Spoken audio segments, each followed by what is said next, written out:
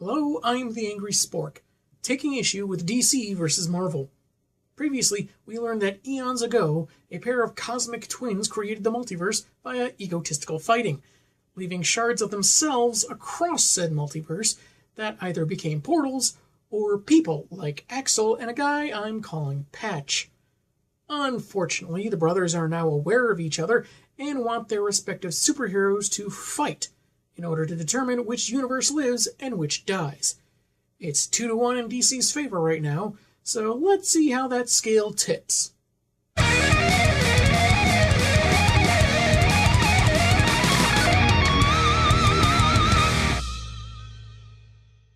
Issue 3's cover is a bit chaotic, featuring various characters in battle with their chosen opponents, like they're all in one place but somehow managing to avoid getting each other's fights mixed up. We see Jubilee in the Danger Grotto, Generation X's biosphere equivalent to the Danger Room, writing in her diary about how crazy things have been lately. A 2-page spread sees heroes and villains that have some similarity to each other paired up against a backdrop of Earth seen from space. Except for Daredevil. No DC contemporary for him to be paired up with. Jubes explains the Cosmic Brothers' demand for a bunch of super fights as we see the combatants lined up like they're waiting to buy tickets to Hamilton. Maybe that's why Diana looks so mad, or maybe Storm cut the line when no one was looking. Fog! Blind those around me that I might be third in line for Lin-Manuel Miranda's historical opus. She details how 3 fights are already concluded, how some people are coping via gambling, and how in a redrawn panel almost identical to the original, Robin appeared in her room. He's her impending opponent, which she especially doesn't like, as she refers to him as Mr. Right. You just met him. Seriously, we have not seen these two interact at all, besides Jubilee's love of his costume. And she's talking like she's gonna marry the guy. Are they going for a teenage puppy love type of thing?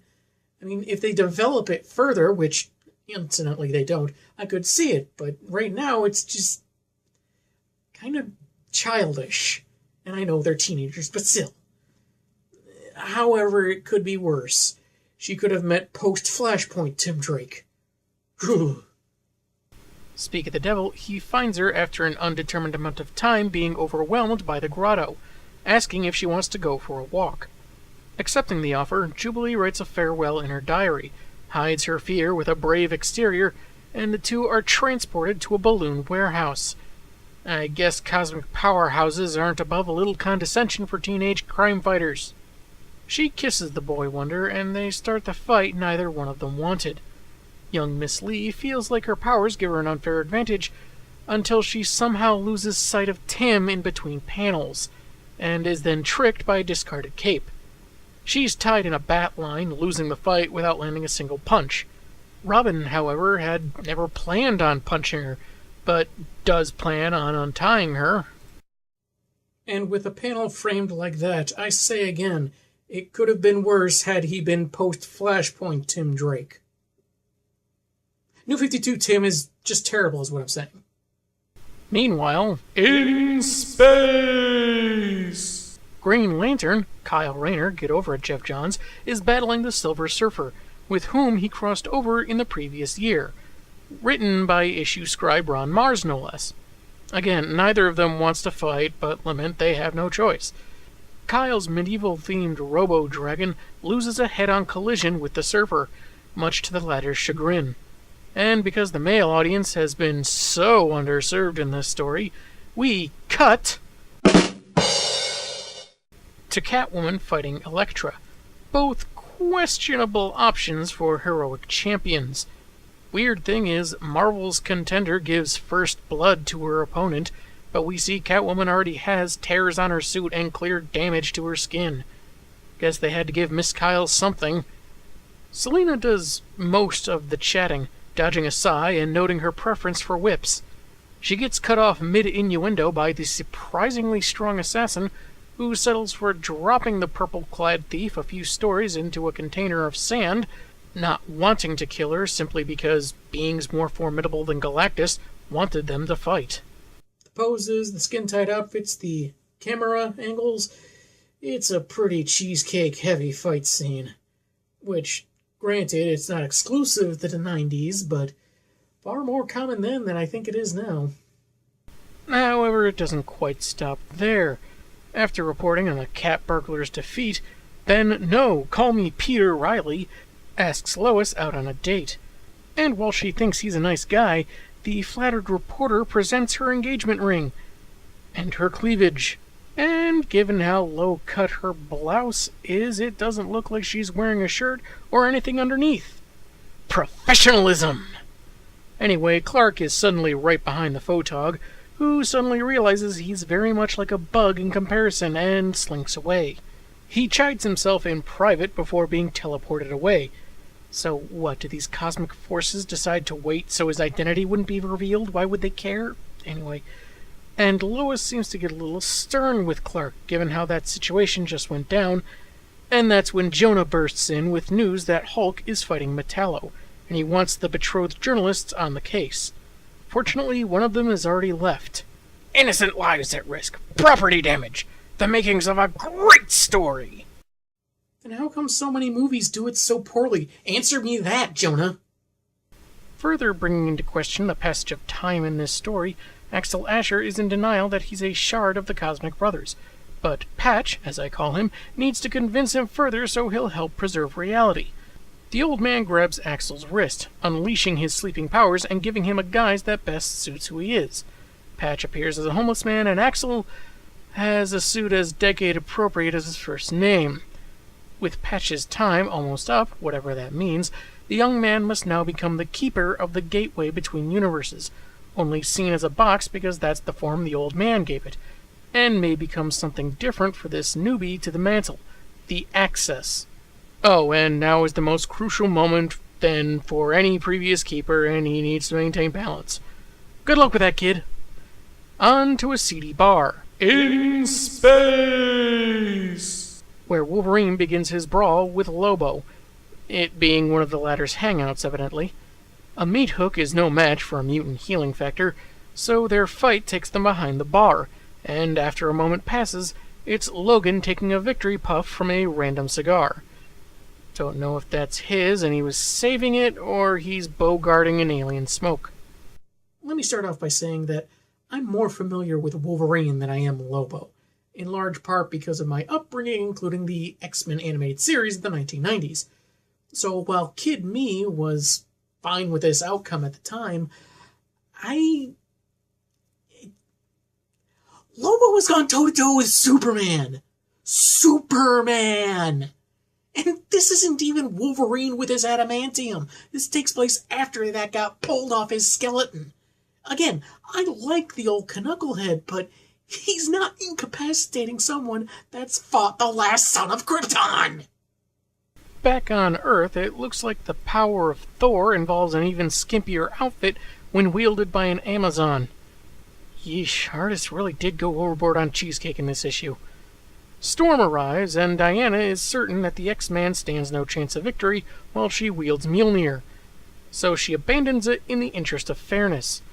Aurora begins summoning some wind and rain while Wonder Woman counters with a kick to her skull.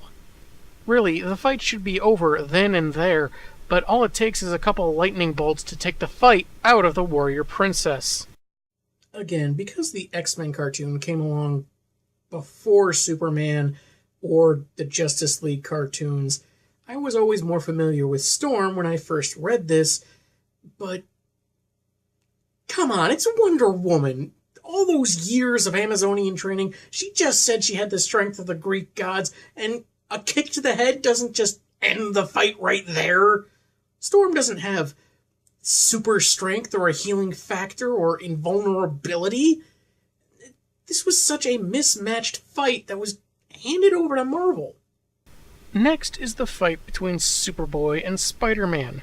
Some tactile telekinesis, some banter, revelations about clones, that probably being the entire reason they're paired up, I'd wager, and Spidey realizing a straight-up slugfest won't end well for him. With Superboy barreling towards him, Riley unleashes some impact webbing and leaps out of the way, so his teenaged opponent collides with an electrical box and loses the battle. This battle, I can actually agree with the outcome. Riley has the same smarts as Peter Parker, and Superboy was neither as strong as Superman or Wonder Woman in those days, but was incredibly headstrong. It makes sense that he'd be outsmarted like that. Hulk is smacking Metallo with the statue of Superman when the real deal flies in. They make nice at first, Soup's even thanking the Jade Giant for helping protect Metropolis as they both knock the Metal Menace out. But then the golden glow takes them to the Grand Canyon. We must have been sent here so no innocents would be endangered. Really? What about that carnival where Thor and Captain Marvel were fighting and there were at least 2 people trying to take bets on the fight? Or how about Wolvie and Lobo in a crowded space bar? Banner throws the first punch, and Soups lays on some intense heat vision, which doesn't do much. They deal one intense slug after another, neither intimidated, but in the end Superman is victorious, giving everything he had and narrowly winning. I think this fight could have stood to be a page or 2 longer, but that'd probably be my own complaint. Though it raises the nitpicky question of why Bruce Banner doesn't recognize the Man of Steel. After all, they did encounter each other in the second Superman-Spider-Man crossover, and Marvel hasn't had a universal reboot at this time. So, where's my instantaneous answer to this very inconsequential question? Meanwhile, another Avenger faces another Justice Leaguer in the quaint but less fragrant arena of Manhattan sewers. Batman gets the drop on Captain America, but they're still pretty evenly matched. Despite having to fight each other now, Cap says that in another time, they could have worked together.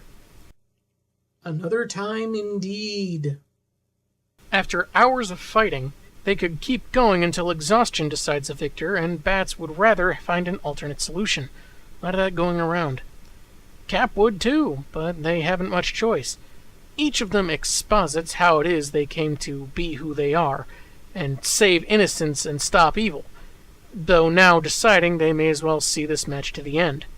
That's when the system suddenly flushes out and Rogers takes a batarang to the head, while his shield misses its pointy-eared target. I sure hope that's just water levels rise, Bats saves Cap from drowning, and they make it to the surface. Score a victory for the Dark Knight. And no one's universe is being destroyed. Another plus, them standing back to back like this. It could only look cooler if they were on their way to punch Adolf Hitler over 200 times. They see the glowing box in the alley, which we last saw in possibly Gotham, so maybe it's transporting too, and Patch tells Axel to use the 2 heroes. They're confused as they begin to glow upon contact with the newbie gatekeeper, but he's apparently too late. The box is destroyed, and the brothers have decided on an alternate outcome. No survival for the winning universe, no destruction for the loser. They merge into one entity, and thus merge their inhabitants, heralding the creation of the Amalgam Universe. Now that the universes have merged into one, does it work out like peanut butter and jelly? Peanut butter and chocolate? Or perhaps raw sewage and mothballs? No one called you, but I can understand your confusion. We kick off this fusion with X-Patrol number 1, the cover of which features the appropriately labeled team leaping from the faintly gradient blue background. Written by Carl and Barbara Kiesel, with art by John Holdridge, Roger Cruz, and Tom Vincent.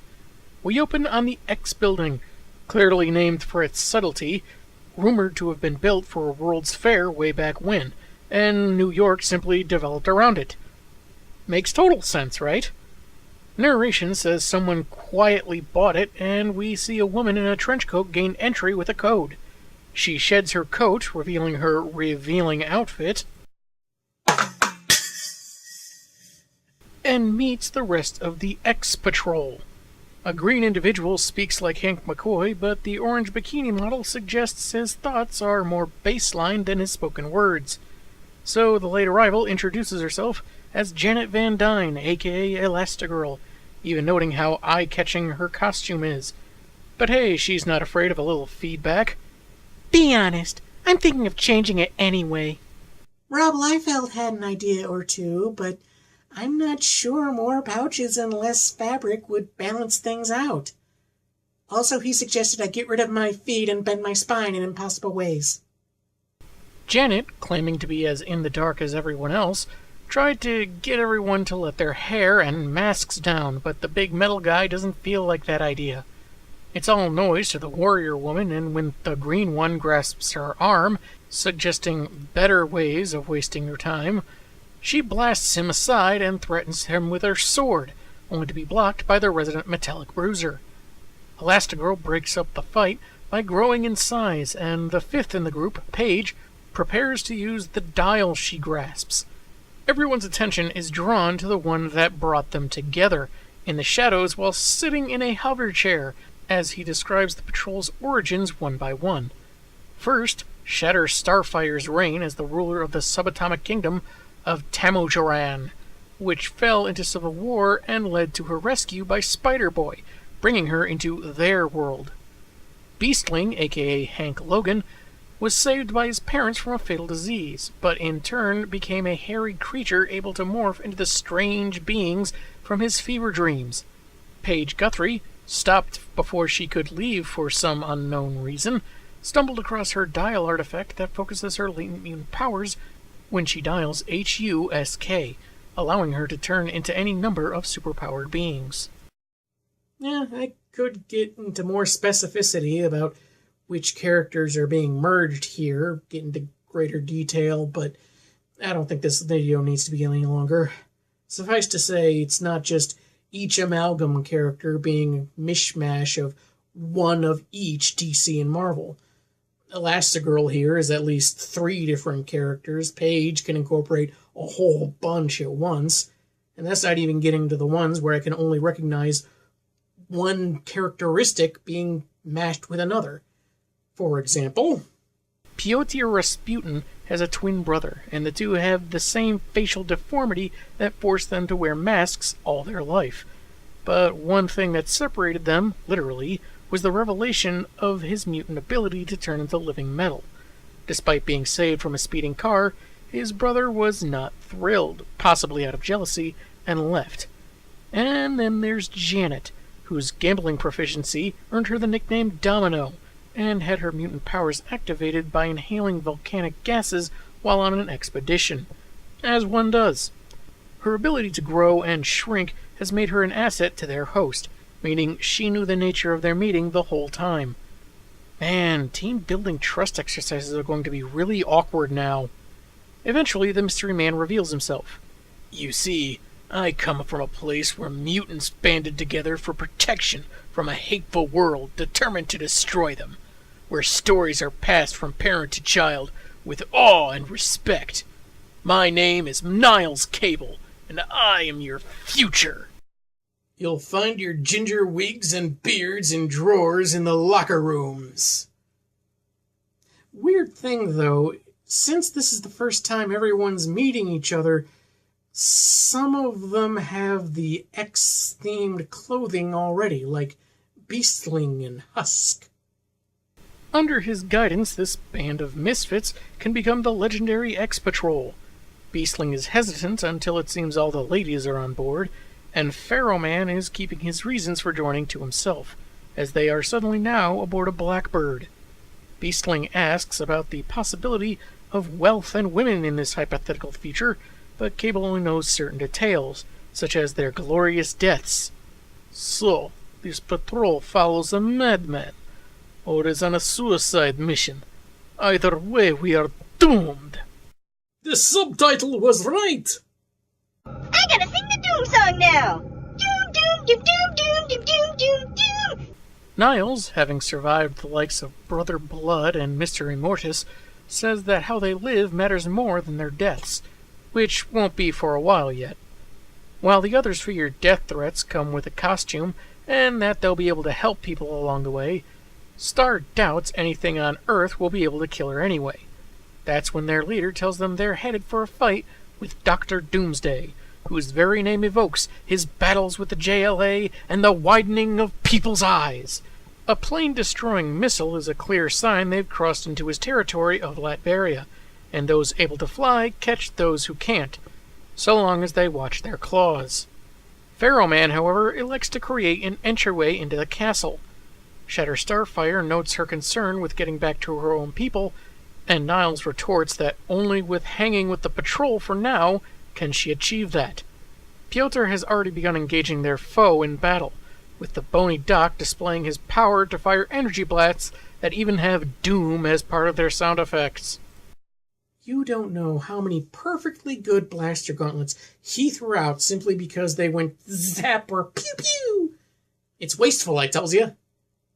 Paige spins her dial and lucks out in becoming Polaris, able to use the villain's own machinery to cage him. Not before he exposigloats about having alien DNA combined with his own to become highly evolved, though. Accessing Dr. D-Day's computer, Niles discovers he intended to bridge realities, and sees the second-rate and twisted versions of their own heroes. You realize you just insulted yourself at least twice at the same time. As Janet shrinks down to get inside the console, the Doc breaks free and boasts of his destiny to rule the world, being so much better than everyone else and all. After he attacks Cable and claims none of the team will walk away this day, Elasti-Girl grows, destroying the portal, then returns to normal size to tend to the team leader, while Star and Beastling take on the Despot. Husk shifts to Merry Marvel Girl, complete with 40s-era innocent teen lingo, to gently float Niles out of the area. Shatter Starfire leaves Doomsday with a parting energy blast, looking oddly worried for so proud a warrior, and then they hijack a boat powered by Mary's telekinesis. The Overlord swears he'll never be undone by outcasts like the X-Patrol. Not sure how he learned the team name, but whatever. And the comic ends sometime later, where Janet notes things went just as Niles had mentioned. "Not everything, my love." What do you mean, Niles? "I can't feel my legs." Wait. Can't feel his legs. Dr. Doomsday said he wouldn't walk away. I get it. It was a joke. An elaborate, horrible, life-altering joke. I get it. Well, that does it for this installment of the review. The third Versus issue moved along fine, if with a few hiccups, and some fights could have been expanded upon, though not every matchup seemed particularly fair. While by no means bad characters, Storm and Wolverine are not heavy hitters in the Marvel Universe. They fought DC characters that could tussle with Superman, who, by the way, just defeated the Hulk, so the X-Men's victories felt very much handed to them. As for the merging the universes, they haven't quite explained why that was done so far.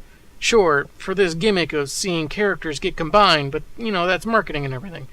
In story, there has yet to be an explanation why the brothers would forego fighting and combine into one, especially since they were so dead set on conflict one way or another. I have two older brothers. Believe me when I say violence is never not on the table. I noticed Dial Husk isn't on the cover. I found that kind of strange. But anyway, X-Patrol felt and read very much like a comic starting out in a long-established continuity. It had excellent touches, like referencing characters as if they'd been public knowledge, or that teaser for the next issue at the end. They even have a letters page where people wrote in as if the Amalgamverse had been around forever. And certainly no one thought there'd be a second issue of any of these. It's not like anyone would, spend years searching online for X-Patrol #2, finally finding a seller and paying $60 for it, only to later receive a ripped and torn 1989 Ziggy calendar. Don't ask.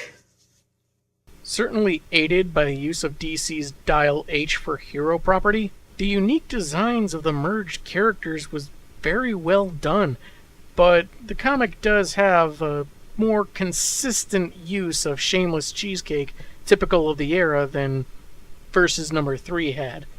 And since I've read more X-Men than I have Teen Titans, I'll need to chalk up the flirting and suggestive comments made by Beastling to his Garfield Logan half, because I don't remember Beast being quite so tawdry. And on an unrelated note, thanks to the magic of Photoshop, I can find out what this image is without having to ruin my comic. And, oh, it's a car of some kind. Well, that was certainly worth the wait. Next week, we take a look at a couple other Fuse titles as this wacky fusion dance between the big two continues. I'm the Angry Spork, and man, have I got issues.